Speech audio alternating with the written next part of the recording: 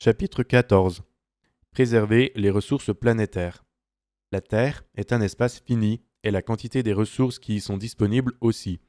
Or, notre mode de vie rapporté à la population mondiale nécessiterait 2,7 planètes Terre.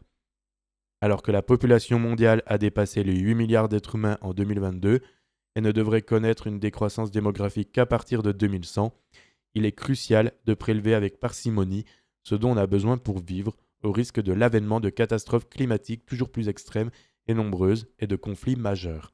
Mais nous refusons catégoriquement le discours selon lequel le consommateur serait seul responsable de sa consommation.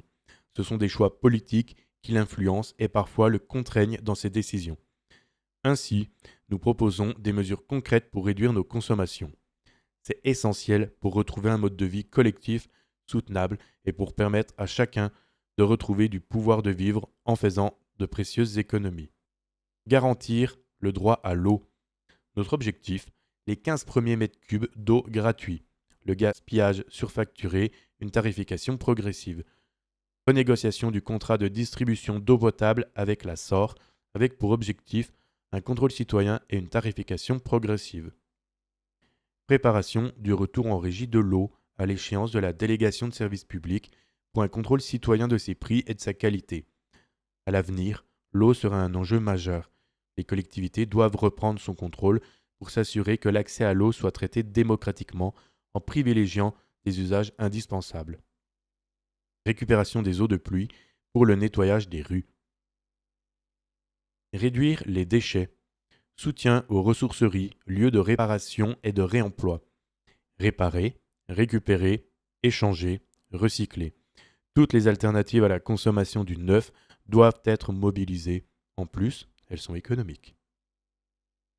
Objectif zéro plastique dans les cantines et les réceptions. L'objectif de relocalisation des cuisines dans chaque école à l'échéance de la délégation de services publics, ELIOR, facilitera le passage au zéro plastique. Refuser le projet d'incinérateur à Unieux et lui préférer le partage des déchets avec celui de Lyon-Gerland, qui est en sous-régime en travaillant au transport des déchets par rail de nuit. Construire un incinérateur aujourd'hui, c'est choisir la voie des déchets, pas celle de la sobriété. C'est repousser la réflexion collective vers une diminution des déchets. Aide à l'installation des commerces écologiquement et socialement responsables, vrac, bio, local, etc.